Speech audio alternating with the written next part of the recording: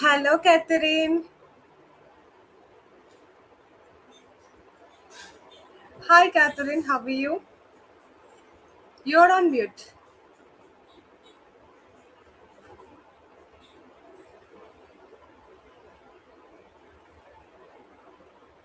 Catherine, you're on mute. Can you please unmute and talk?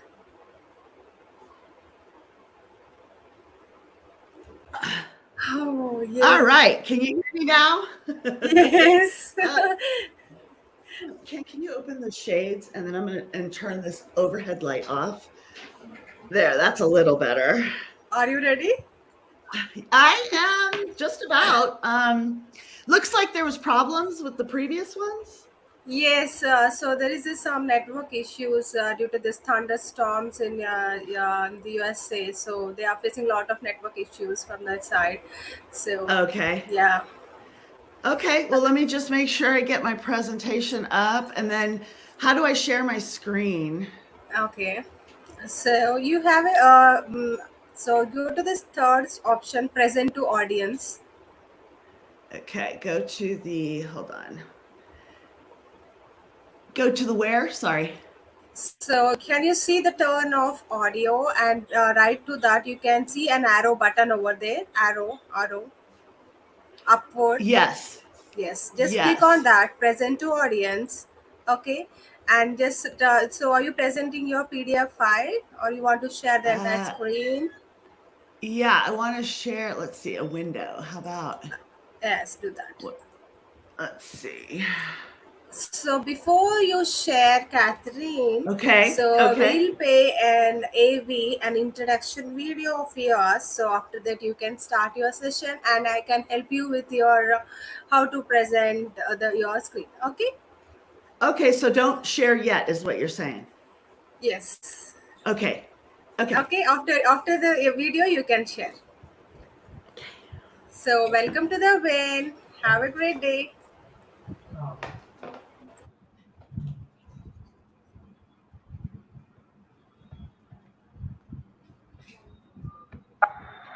Here I am introducing Catherine Warnock.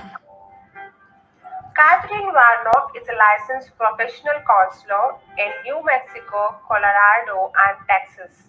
Her private practice, Mariposa Counseling Center, offers individual and couples counseling. She founded Emotional Triggers Treatment, which is an effective protocol for updating the brain during neuroplasticity and memory reconsolidation techniques. ETT allows the brain to form new pathways that avoid the fight or flight response, thereby eliminating psychological triggers that cause anxiety, depression, anger, guilt or shame, and other undesired feelings. This is the introduction of Catherine Warnock. Thank you so much.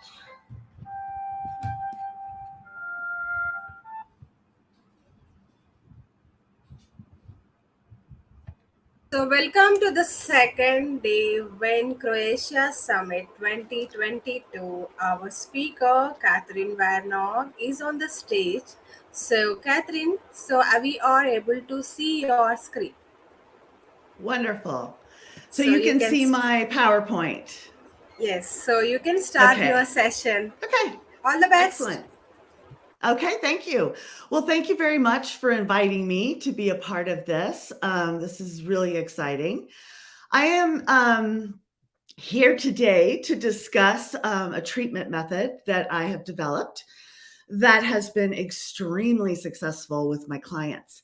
So, just to summarize kind of what was already stated, my name is Catherine Warnock.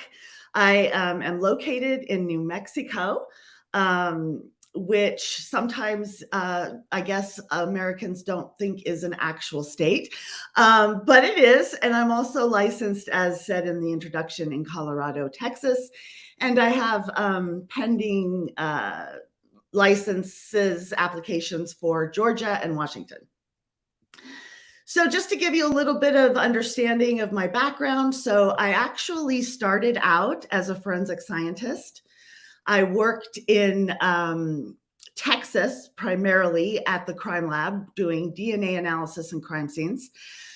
And then I went on to work in the corporate world, which was a very interesting and enlightening experience. And I was basically in forensics for about 20 years before I recognized that, I don't know, I just wasn't very fulfilled. I decided then to go back to school and get my counseling degree. In addition, I am a national certified counselor. I specialize in both couples and individuals, mostly providing my treatment because, like I said, it's been extremely successful. So, just to briefly touch on trauma. So, everyone has experienced psychological trauma. If anybody tells you they haven't, then they just don't understand what trauma is. I think the distinction here is what happens when you have different kinds of trauma. So, minor trauma, which are the ones that we have every single day. Every day we experience little difficulties or little challenges in life that we're able to adequately process. And so when we do that, essentially it turns into post-traumatic growth. And that's what we are hoping for every single day with every interaction that we have, essentially. Let's just say, for example, I turn down the wrong street and it makes me 10 minutes late.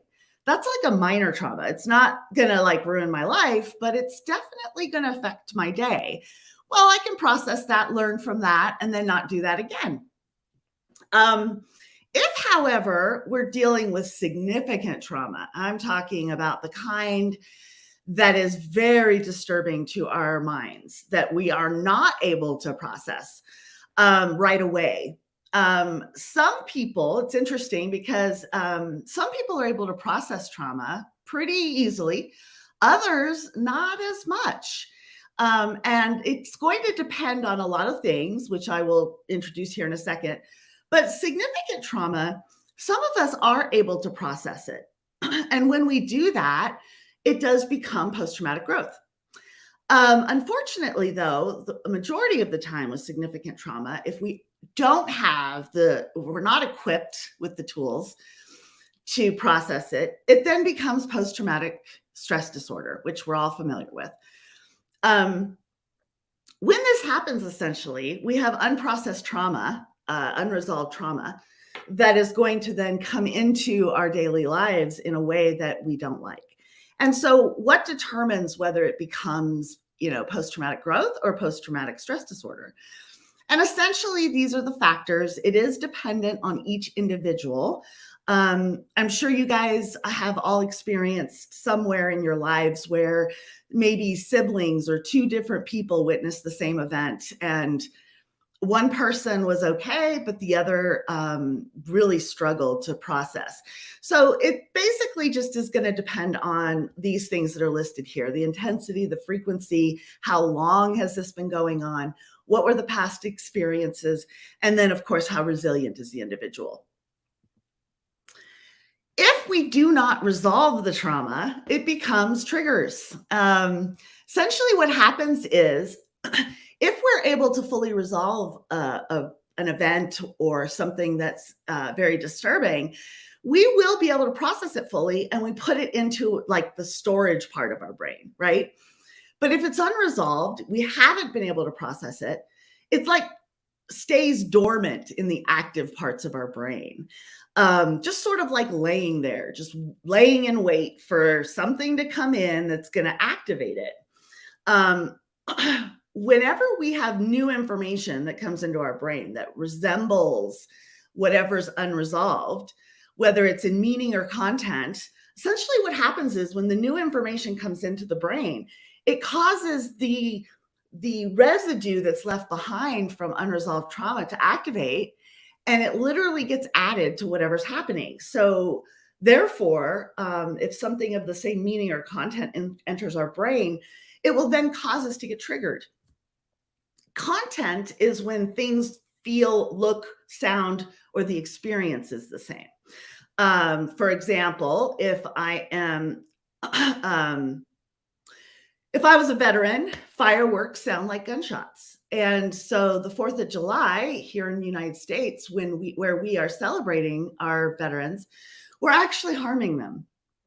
At least the ones that have PTSD. And by the way, one deployment will result in, I think it's 80% chance of PTSD, 2 deployments, 99% chance, 3 deployments, pretty much guaranteed that they're going to have PTSD. If it doesn't look the same, feel the same, sound the same, it may just be that the meaning is the same. I like to use road rage as an example because road rage isn't really about a car cutting us off. It's about the feeling that it uh, makes us, the thoughts and feelings around the event that make us feel. For example, if I'm cut off by a car, it's not because I've been cut off by a car before that gives me the PTSD. It's the same feeling that I get. I'm invisible. My needs don't matter. Somebody else matters more than I do. And what happens is all of the unresolved residue surrounding that feeling will then get activated, gets added to the experience. And now I'm focused on the car in front of me that just cut me off. And I'm really not paying attention to anything else. And I'm extremely triggered. So, what triggers essentially are is when the past is crashing into the present. It's one of these situations where our bodies essentially start to release these chemicals, causing us to go into fight or flight. Well, a lot of times when that happens, we don't really need our fight or flight. We're not actually in clear and present danger.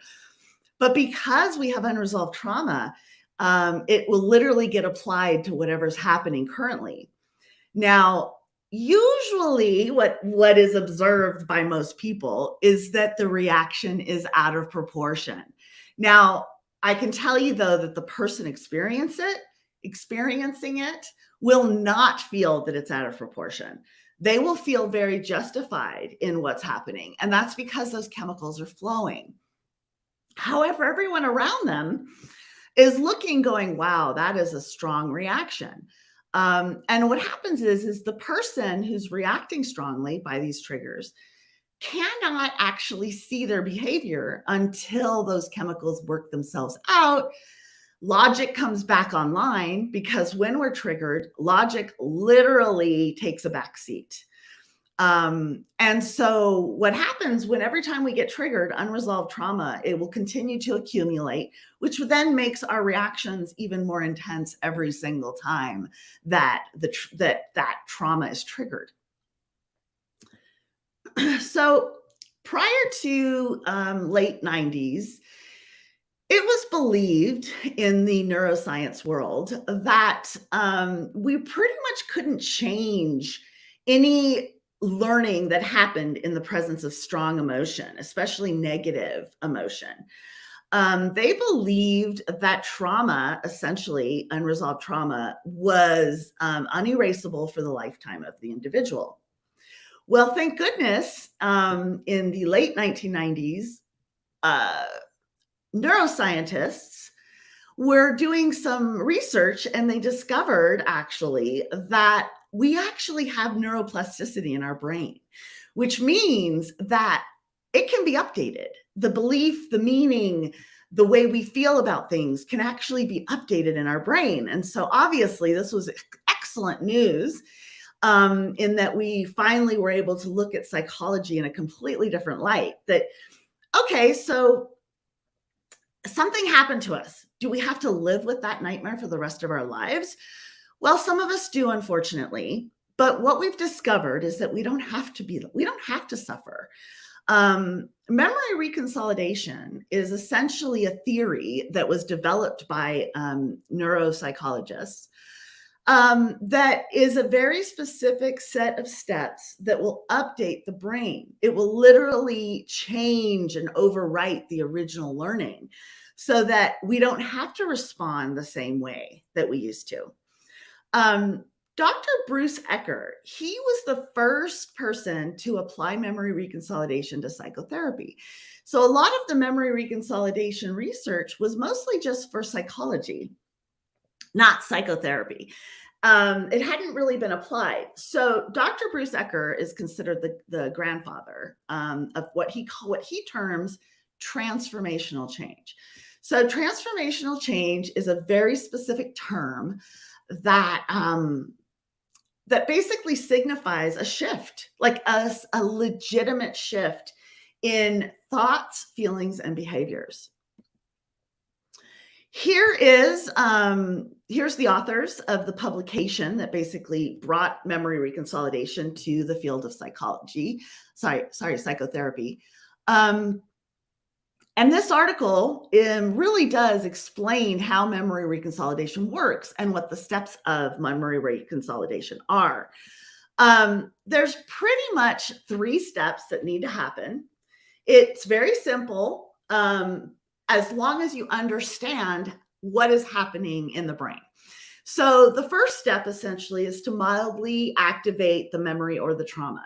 And I mean mildly. I don't want to go into details. My point, I'm not trying to re-trigger my clients. It's just a slight touch on it to bring it into the active parts of our brain.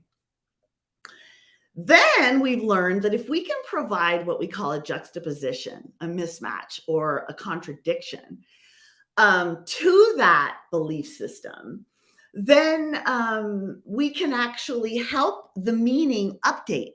So, for example, if let's just say I was in a car accident, and every time I see a red car, I get triggered. I find myself, my heart's racing, my breathing changes, I have trouble focusing, and I just feel I'm consumed with fear.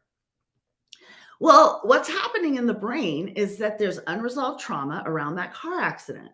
But if I use memory reconsolidation as a therapist, I can actually help somebody activate that, then change the circumstances of what actually happened, or complete the fight or flight response.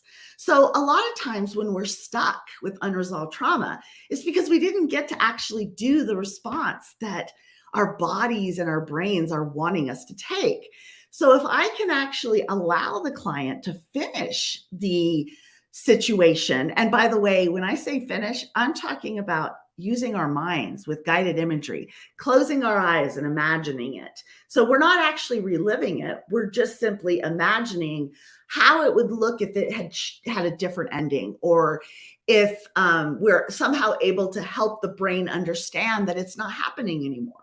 There's no need to get scared anymore. It's over. It's done. And so what we're able to do with memory reconsolidation is unlock those original synapses in the brain, those memory circuits, update it to say, oh, guess what? Not happening anymore. Close it back up. And then what happens is the client is able to think about that event, remember the event without having to feel those feelings every single time. Those feelings that are not useful. Those feelings are designed for when we are in legitimate danger. We're not in legitimate danger every time we see a red car. Now, we were in danger the first time, that the trauma happened with the car accident, but that's in the past. So it's all about helping the brain update and get a new learning experience. Now, there is this reconsolidation window of 10 minutes to 5 hours before everything locks back up. So essentially, I have this window of time in which I can help the client have a different experience so that it can update that learning. So here's just different examples of what these mixed matches or these juxtaposition different ways in which to make it happen. The ones that I use a lot are the second to last, have a compassionate advocate guiding with new insight. Some of us see this or have used this with inner child work. Changing the ending, that's the fourth one down. I do that one a lot too. I had a client who was jumped at the Bellagio by 4 very large men in the middle of Bellagio, like literally at the casino floor. And they robbed him and his whole family was with him, and he was having to go back to Vegas for a family reunion, and he was so triggered and terrified he couldn't get on the plane. So he came to me. I did my emotional triggers treatment on him, which I'll get to here in a minute. And what I did is I had him play the scenario out, but this time he was able to tie them up and keep them there till the police came. Now, obviously, again, this is happening in his mind. I get him relaxed, and I am guiding him through this process. And then pretty much by the time we were done, and I'm talking like an hour and a half session, maybe, he was like ready to go to Vegas. He had no fear. He had been able to literally move the unresolved trauma from the active parts of the brain and move it into storage, so that he no longer had to feel those feelings every time he was exposed to something that reminded him of that trauma. So what happens after memory reconsolidation? Well, as I already said, the person will remember the experience. It does not erase their autobiographical memory, but instead it just moves the trauma from one part of the brain to the other, so that there is no more fight or flight response. The individual will then remain calm and unaffected. What I will say is that not every client sees complete cessation of their triggers right away, but they do see a shift almost immediately. Some people do have a complete shift and elimination of that behavior, the fear, the triggers. It just depends on the person, and it can take a little while for the brain to completely update. But I would say I actually collected data for the first couple of years. And I had an over 90% success rate where my clients essentially felt like their problem was resolved within 1 to 3 sessions.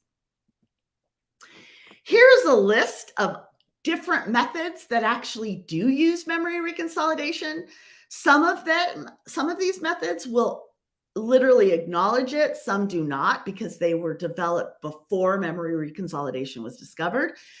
But Bruce Ecker actually went through the majority of these and discovered that all the steps for memory reconsolidation were there. And so that's why these listed here tend to be very successful. If they're done correctly by somebody who understands what memory reconsolidation is and how to help the client get through that, so that they are able to release and let go of a lot of this trauma and triggers. So now I'm going to just tell you a little bit about myself and my journey, because it is very pertinent and relevant. The first thing I'll tell you is that I did have my own share of childhood trauma.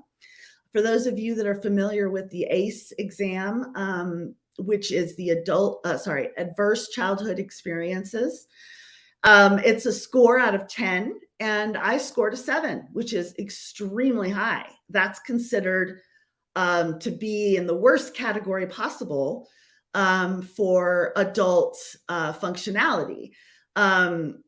I had alcoholism. I had a grandmother who had borderline personality disorder. My mother was a serial addict. What I mean by that is she literally went from one addiction to the next. She would conquer one, but then she would fall into something else. If it wasn't gambling, it was alcohol. If it wasn't alcohol, it was a sex addiction. It was just a constant thing. And I was a child of emotional neglect. Well, I was really curious about this, because I thought, well, then why am I so successful? What has allowed me to actually be successful in my life when my ACE score was so high and I had these bad experiences? And it turns out that it was because I had high resilience. I saw that there's another talk about resilience. So I'm not going to go into that here. But what I will say is that when I got into grad school, I started to learn a little bit about memory reconsolidation, not by my school, by the way. It was actually from a speaker that was brought into one of my classes, who basically said that it would eliminate guilt and shame. And I thought, I literally did not believe it. I thought, no way, this this is some of that, airy fairy hocus pocus stuff. But I said, you know what, let me go give it a shot, because I had so much shame and guilt that I was being triggered by my clients all the time. And I was worried that I would not be able to actually be a lifelong counselor if I'm being triggered all the time. So I actually went and I was shocked. And in fact, if I hadn't experienced it, I would not have believed it. But I literally, my guilt and shame slowly started disappearing. And I'd say that within a few weeks, gone. I had no more of that incessant chat in my head that I heard every night when I put my head on the pillow. It was always, you should have done this. I could have done that better. Or, oh, why did I mess that up? None of that was happening anymore. And it was I didn't even know how much shame and guilt I had until it was gone. It was shocking to me. I then discovered months later that my anger was also gone. Which is, I have had anger all my life, and no more anger. I wasn't reacting anymore. I was reacting differently around people. I was able to be around my mother, who was always triggering me. And I got to the point where I just couldn't even be around her. But everything changed once I was able to get rid of all of this unresolved trauma that no longer causes me to react. Well, once I discovered that memory reconsolidation works, by personal experience, I was like, okay, I have got to go learn about this. There's no way I can be a therapist and not provide this, because it was so successful for me. Well, a lot of the methods out there use a hypnotic trance, and I wasn't very comfortable with the hypnosis piece. Not because I don't believe in it. It's mostly because clients aren't very, they're either really receptive or they're anti. They are not comfortable with the hypnosis piece. So I did, in the beginning, I was using hypnosis because that was the only methods that were available for me to learn to understand what memory reconsolidation was. And it was working, but I didn't understand, why is it working? So if you remember in the beginning, I told you I used to be a forensic scientist. Well, basically I went from a black and white science to a gray, lots of shades of gray in psychology. But because of that science background, I needed to understand, why does this work? It's not okay for me just to know that it works. I needed to know why. So I started doing more research, reading literature, attending more trainings around memory reconsolidation. And I started to learn how to implement this at a more base level. There was a doctor when I was working in Denver. She is a pain and addiction doctor. And she came to me because she had PTSD. She was having trouble confronting her clients who were overusing opiates. So she came to me, I cleared it. And literally the next day I got a text from her saying that she had to confront a patient. And it was fine. She didn't get triggered at all. She was able to do it professionally and walk away without having that spiral feeling that she usually had. Well, being the doctor that she was and the clientele she was working with, she was recognizing that there is a high incidence of trauma in pain and addiction patients. So what she did is she actually started incorporating my method, ETT, into her treatment plan, which meant that all of her patients had to come to me before, actually as part of the entire plan. And it was shocking that so many patients were asking to be taken off of pain meds. Now, I want to just stop and pause about that, because what she was telling me is that as a physician, 20 years, she had never had a patient request to be taken off of pain meds. Usually they're requesting more pain meds.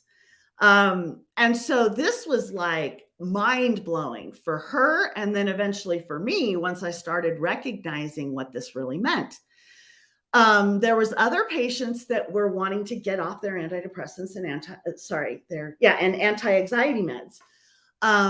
And this was just amazing. I mean, literally after ETT and some of the work that she was doing with them, we had patients that were drug-free within a year.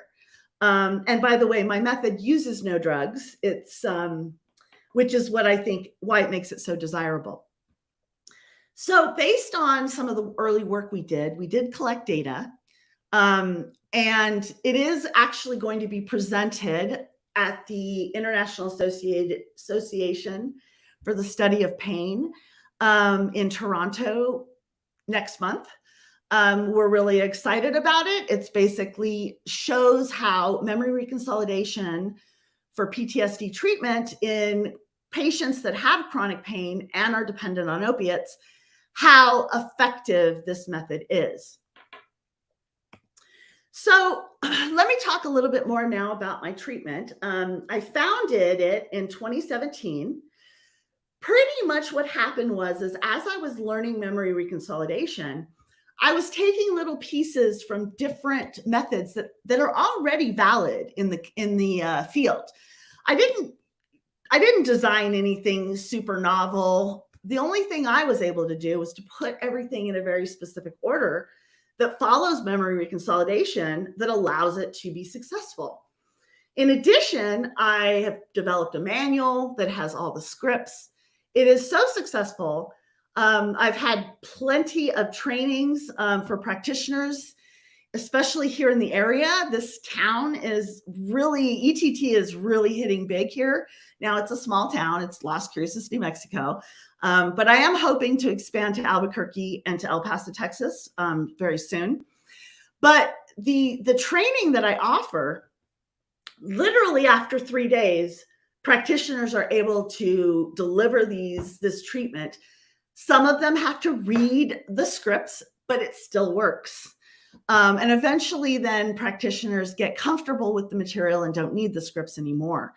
In addition, I have peer group consultations. I am in the process of developing a certification program. And then we do have a website, emotionaltriggerstreatment.com.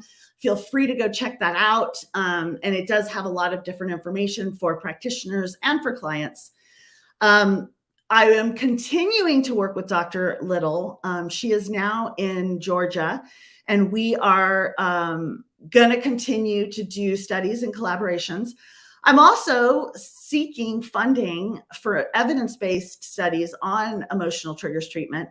I want to be able to have something that I can publish to show the effectiveness of it.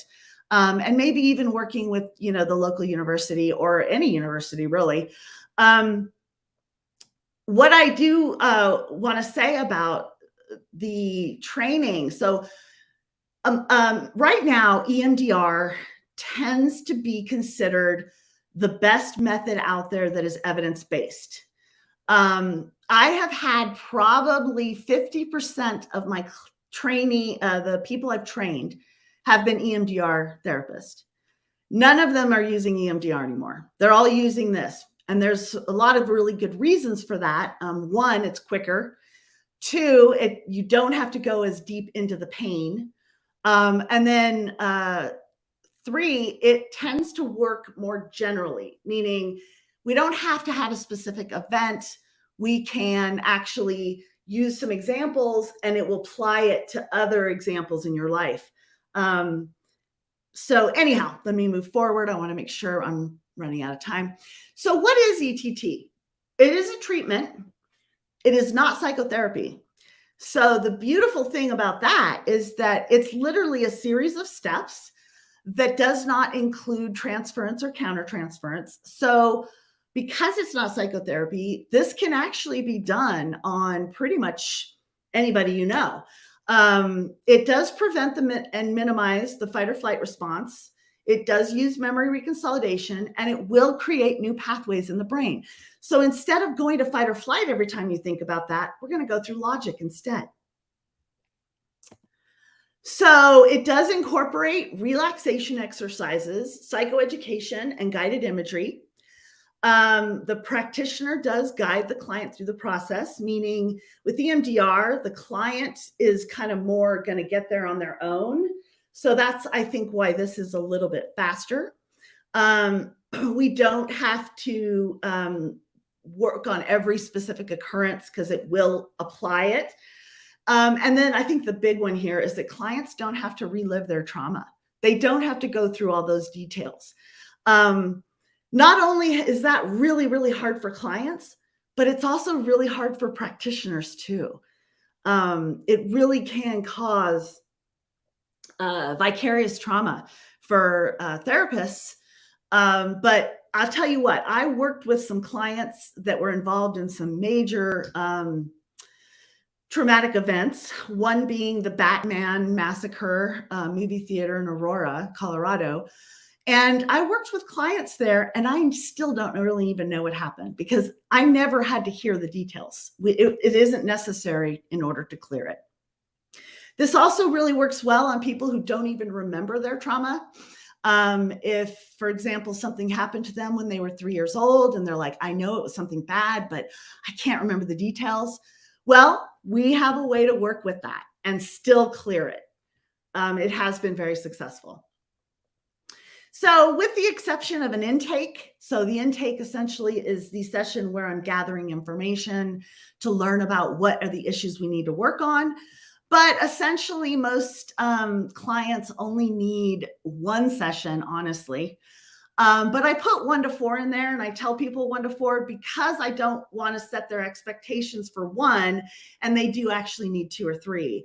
Most, I would say, though, that 80% need 1 session and they're done. And now it is a longer session. I do need to make sure I make that clear. It's a 2 to 2.5 hour session, but it can also be split up into hours if necessary, because insurance won't cover a 2.5 hour session. So, okay, back to, let's see. So, and the other great thing about ETT is it does provide tools that they can use long after the session is over. So it's very, very, very useful. In fact, I have clients come back years later saying how effective it was. They still are using those tools, but now they're back because there's a new trauma that they need to, let go of, something that happened since I saw them, because I obviously can't clear the future. So pretty much just what I want to share here is that I came down with cancer just November of 2020, lymphoma, and I was immediately shuttled into cancer treatment where I had to spend 5 days in the hospital every 3 weeks receiving chemo 24/7 for those 5 days. It was brutal. There's no doubt. And going through cancer is a brutal experience. The reason I'm sharing this is because I just wanted to express to everybody that because I had no guilt, I had no shame, I had no anger, and I had no anxiety. I literally went through this cancer healing process without any of those heavy negative feelings. All of the cancer patients around me, I could see it in their eyes. There was intense fear, intense anger, a lot of guilt and shame with cancer. And I could see how those negative feelings were just like eating people from the inside out, where I wasn't bogged down by any of those things. I felt light and positive. And quite frankly, I think that was the reason I was able to basically conquer the cancer, because I was focused on healing. All of my energy went towards healing my body because I wasn't spending time in my brain around anger and guilt or shame, which are very, very toxic for healing. I did also use a lot of mindfulness because there was long periods of time where I was doing nothing and I figured I'd try it. But the only reason I am sharing this is I just want to show that this method, I mean, I'm not kidding you. I think my cancer was gone within 3 to 4 months. And it was shocking to the doctors. They couldn't believe it. And quite frankly, it was gone before I was even done with my treatment.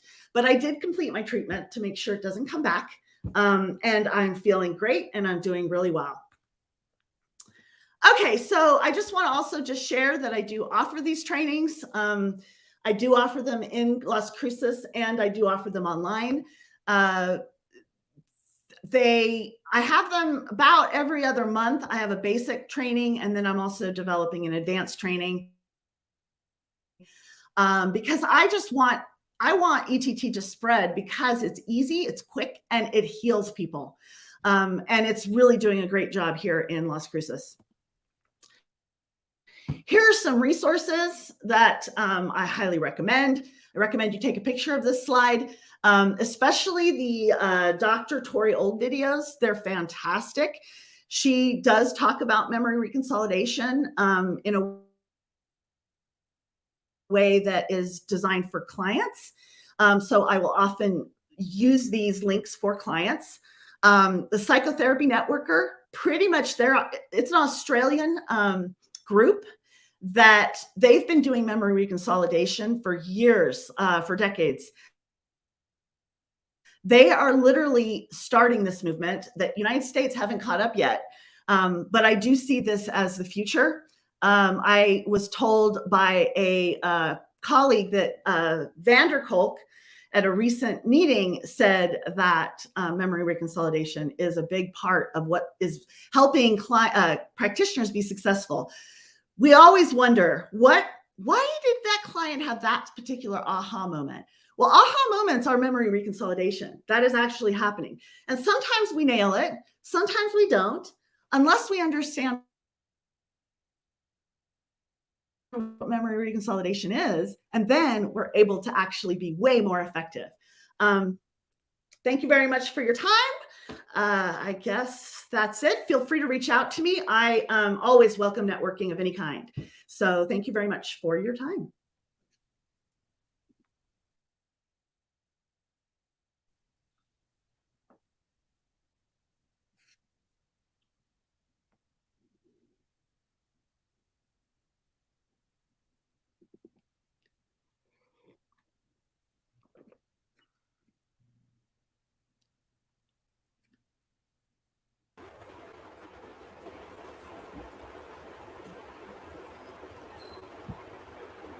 Thank you so much, Catherine, for sharing your story, and thank you so much.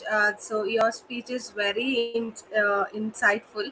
So it's very awesome. If you want to reach Catherine, so just go to this Catherine at the rate Mariposa Counseling Center.com, and also you can feel free to reach out to her, Catherine Warnock, 575-201-3334.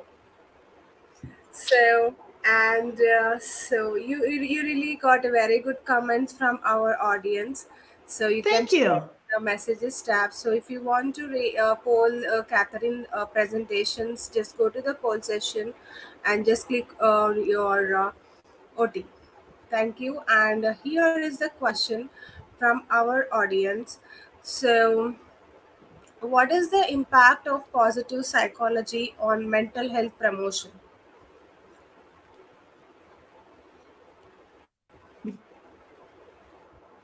Can you repeat that? You froze. Okay, so what is the impact of mental health?